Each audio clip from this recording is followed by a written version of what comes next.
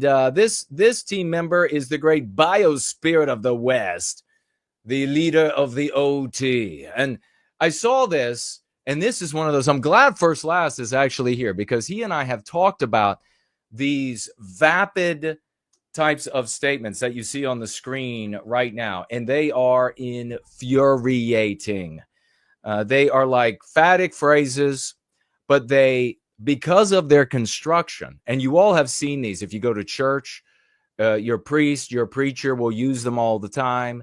If you go to, there are actually quite a few places that you can show up where there's going to be maybe a motivational speaker. They're going to be, and they have these. You find these all the time in the material, motivational material, the self-help books, videos, and you see these statements that because of their construction, they seem like there's something there.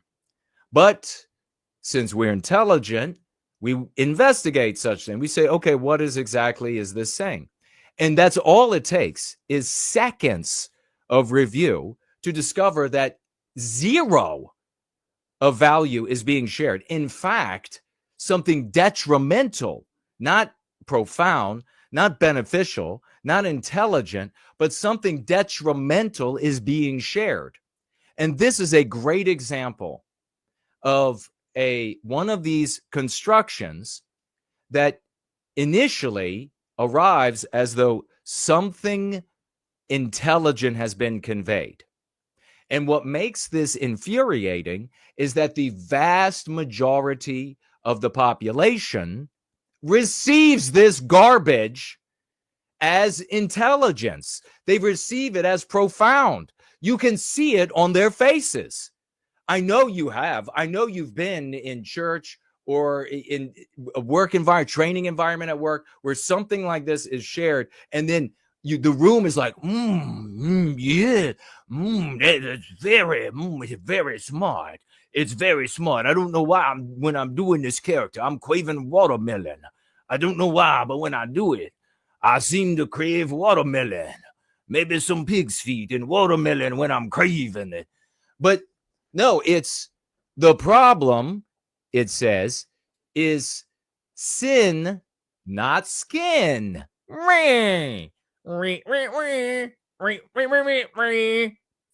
the answer is grace, not race. Now, this is the kind of slop. I know you are not going to see another sentence written by First Last because his head has exploded. He has hated these things for like 9/10 of his life. And we have had several conversations because I hate them too. I guess maybe I've hated them as long, but he has hated them maybe with more of a passion even than I have hated these things. Oh my God, we're talking about pet peeves.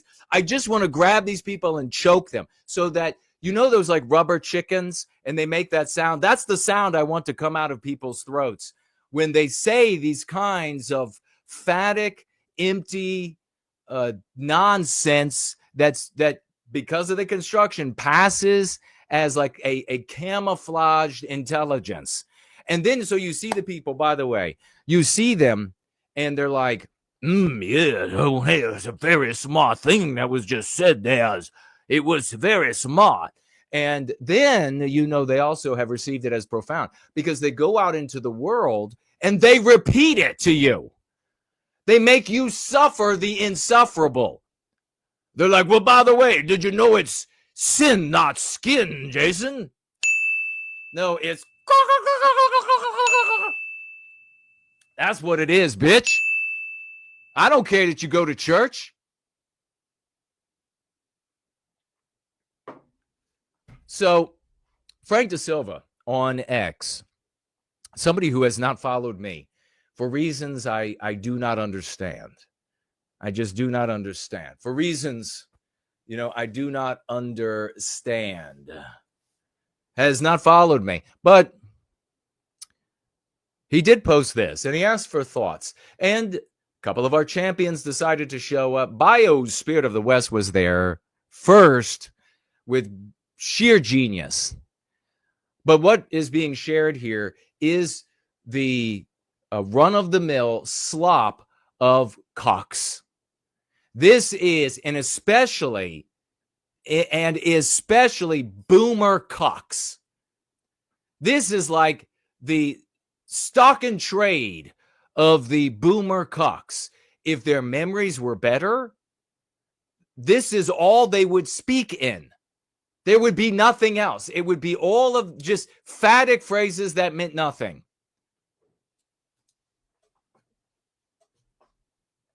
The problem is skin.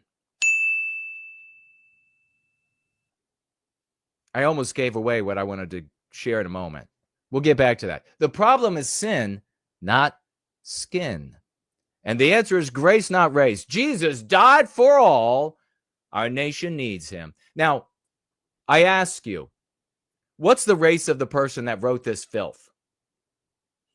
White? Let's say it together. White? And what sex? Irrespective of the genitalia. Female? Ignore the genitalia. Female? So we got a white female of both sexes who wrote this for whom? Not for the Jews, not for blacks, not for Hispanic, not for race-proud non-white people, not for race-proud, race-focused non-white people. No, this cuck garbage wrote this for us to prevent us from becoming a people.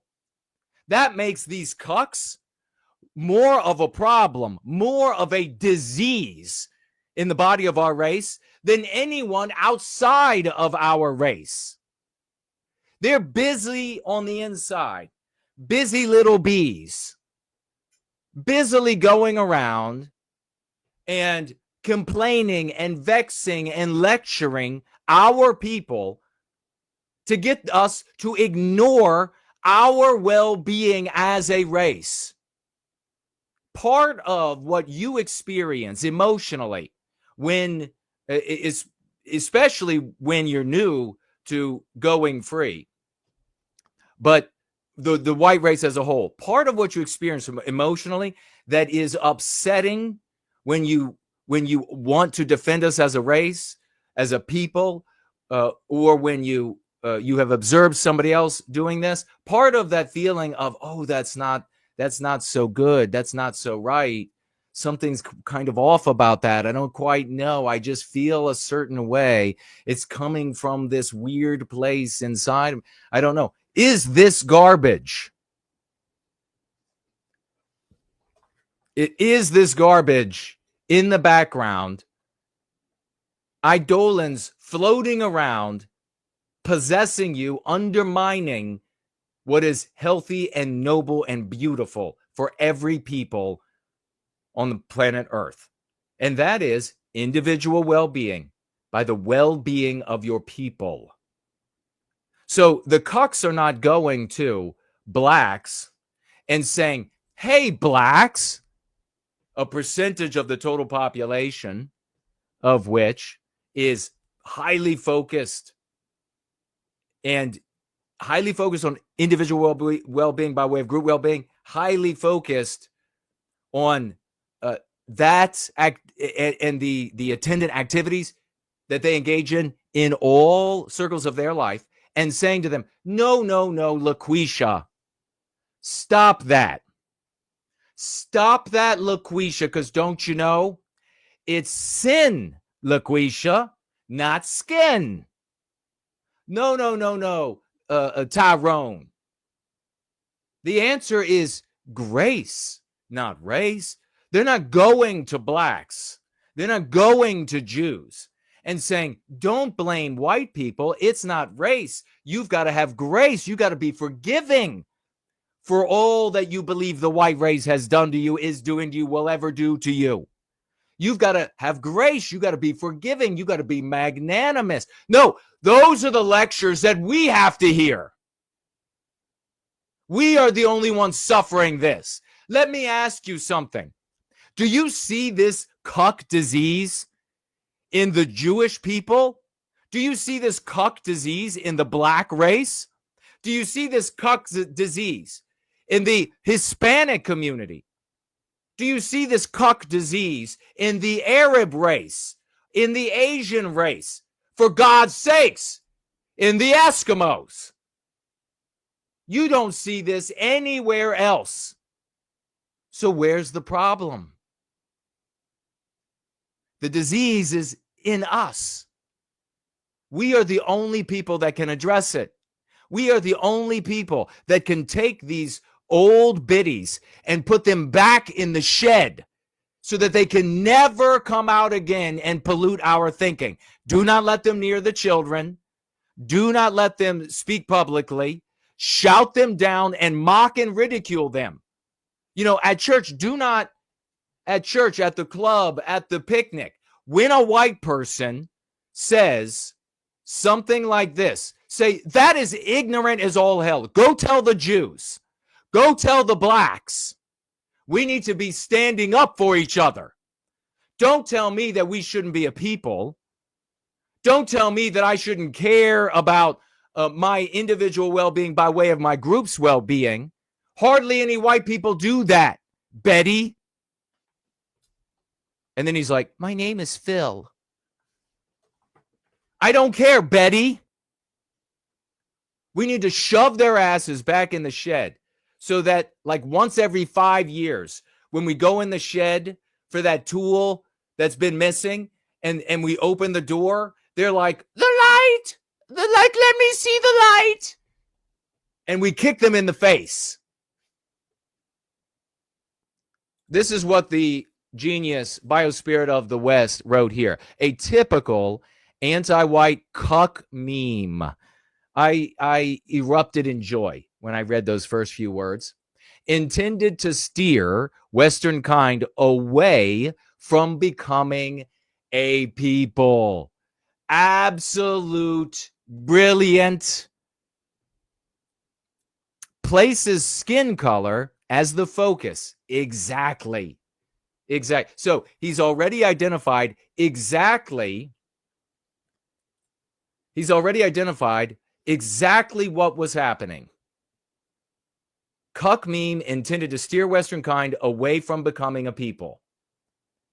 Places skin color as a focus when our race is far more than mere skin color. Precisely. They are trivial. The cucks trivialize our race. Do you notice how these same soft, pathetic bitches don't trivialize Jews and their peoplehood? Do you notice how these same pasty white bitches don't trivialize the black race? They don't trivialize any non-white race but ours. When it comes to our race, our peoplehood, it gets reduced to a shade of skin. And they're like, well, listen, Jason. Listen, West. Listen up, boys. Listen to what I have to tell you. If you went out at 9 a.m. in the summer and then you went back in and then you made that argument and then you came back out and you were outside for a couple of hours and you went back in, well, guess what, boys? Your skin has changed. The sun will have tanned you. Now your arguments don't even apply to you.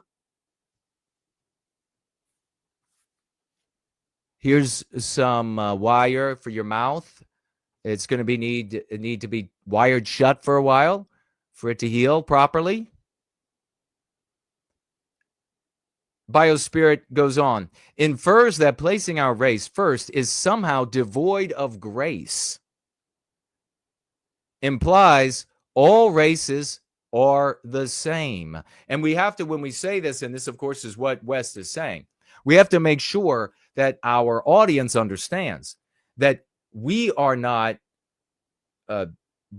dividing the races into a hierarchy when we say that they're not the same.